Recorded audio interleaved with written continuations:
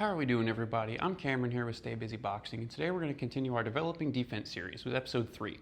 Today's going to be all about blocking and parrying. We're going to work on this last line of defense, which will be able to transition into our counterpunching, which will be our final video in the series.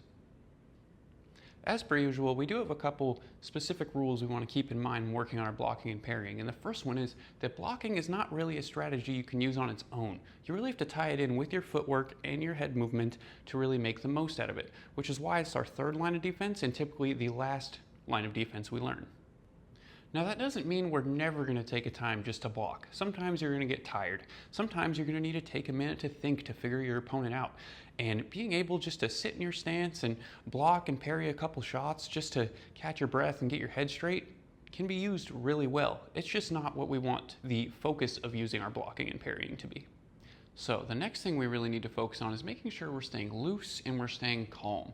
And I understand that it's a bit nerve-wracking when someone is punching at you. But same with our punches. If we're tight and stiff, we're not going to be able to execute properly, and we're going to use too much energy. The same thing goes on defense. If you're tight and stiff, not only are you not going to be able to get out of what's going on, but you're not going to be able to think.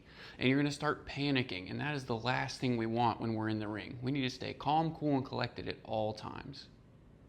And that's why I'm going to recommend that when we start to work on our catching and our parrying, we work in a really safe environment. You work with a buddy from your gym, or like I have my buddy CJ out here to help me today. He's not a boxer, he's just a really good friend of mine. You can do this with your brother, your sister, your grandma, it doesn't matter.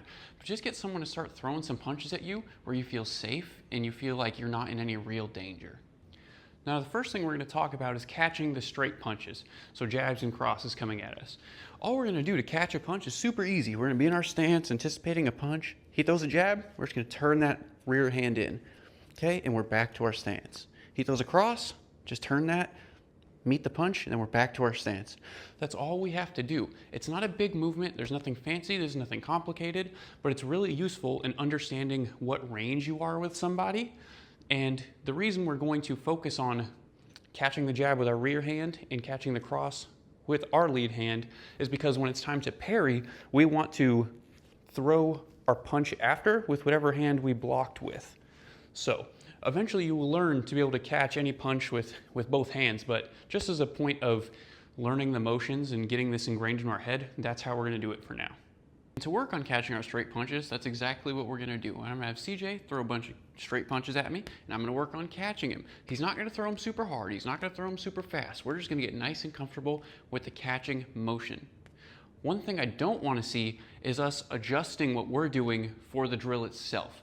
A lot of the times when I do this drill with new fighters, if their natural stance is here, sometimes they'll square up because they're ready to catch, or sometimes they'll even go into a high guard to catch. We don't want to do that. We want to do all of these drills out of our natural stance so they're realistic.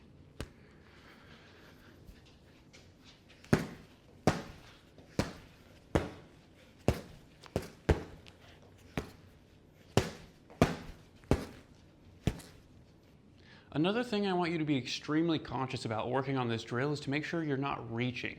And by reaching, I mean pushing your arm way out to meet him on that punch.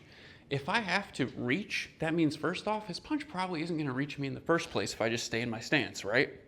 And second off, it's going to take me longer to pull back to my guard, and if the guy you're sparring with or fighting is really good, he's going to throw a couple where he's going to make me reach, and then every now and then, when he does reach for one, it's going to change up and it's going to be a hook. And reaching is going to do no benefit for you and open up a whole bunch of routes for bad things to happen to you. So if we just don't reach in the first place, we don't got to worry about it. Just worry about turning, back, turning, back. That's all it is, nothing fancy. Now the next movement I want to talk about is parrying. Parrying isn't too dissimilar from catching, except instead of just getting in the way of the punch, we're going to try to take the punch off its intended line to open up an opportunity to throw a counter punch ourselves.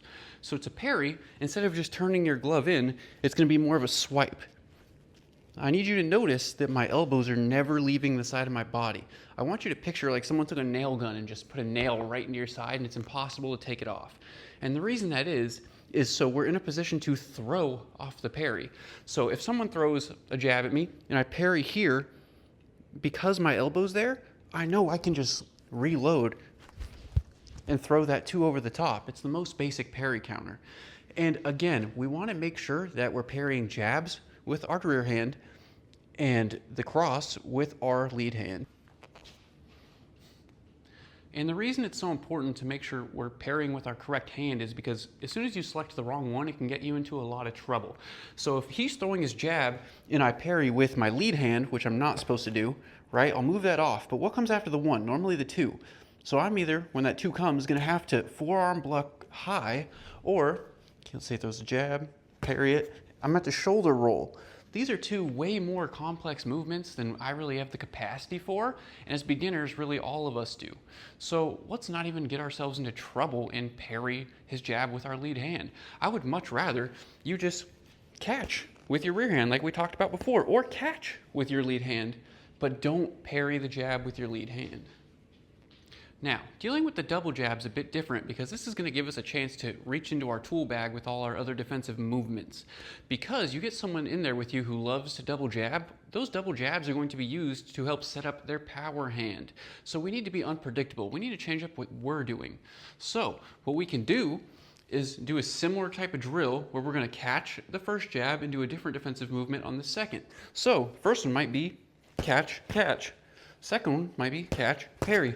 Third one might be catch, slip. And the fourth one could be catch, pull, right? The more different variations of dealing with the double jab we can do, it's going to make us harder to hit, it's going to make us more unpredictable, and really frustrate some of those guys that love to just sit back and jab. Now, to deal with body shots, hooks, all these closer power punches on the inside, we're gonna do something different. Now me, I'm 6'3", I'm really tall. So when I have to fight on the inside, the first thing I do is get on my opponent's level. I open up that back foot so I can sit in my stance and be ready to catch and shoot, okay? Now catching on the inside is really just blocking, okay? So when the body shots come, what we're gonna do is lean. We're going to lean whichever side is coming. And the reason that is not just so we can block it and protect ourselves, but also we'll be in a position where we're loaded and I can throw after. Because the parry is going to be, like I said, the hand you block with. Each block has a specific punch you throw after it. So if I'm here, it's uppercut. If I'm here, it's uppercut. If I'm here, it's a hook. And if I'm here, it's a straight right. So basically, just like with our straight punches, we're going to work on some drills where your partner is only throwing those 4 punches at you. They're either high hooks or low hooks to your body. And the same way we worked on that drill for the straight punches, we're going to do the exact same thing with these power punches. So I'm just going to get in my stance, my inside stance, and CJ's just going to throw those 4 punches at me, and for a couple rounds, we're just going to work on blocking all of them.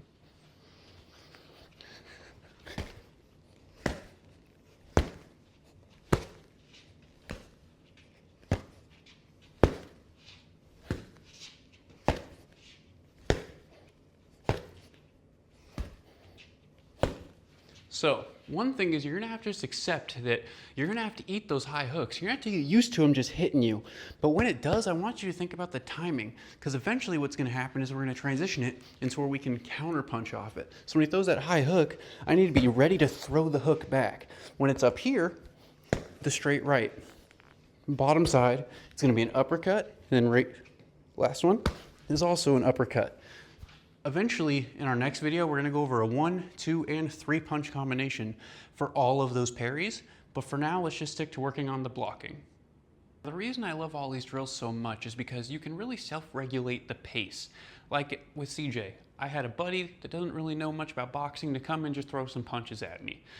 But if I want to improve, eventually I'm going to need higher level guys to work with. So let's just take that catching drill first. We can do it that pace, or I can go get somebody very similar skill level to me, and he'll be throwing full power, full pace jabs with feints in between. He's gonna be moving his feet, making sure I have to hold my distance, and making sure that we stay on top of ourselves and demand that of us is how we're really gonna level up and improve.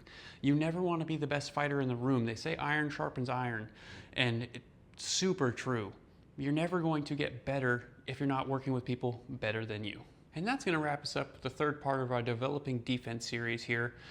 Stay tuned for the 4th episode, which is going to be about transitioning all these defensive movements into offense, where we work on our counter punching.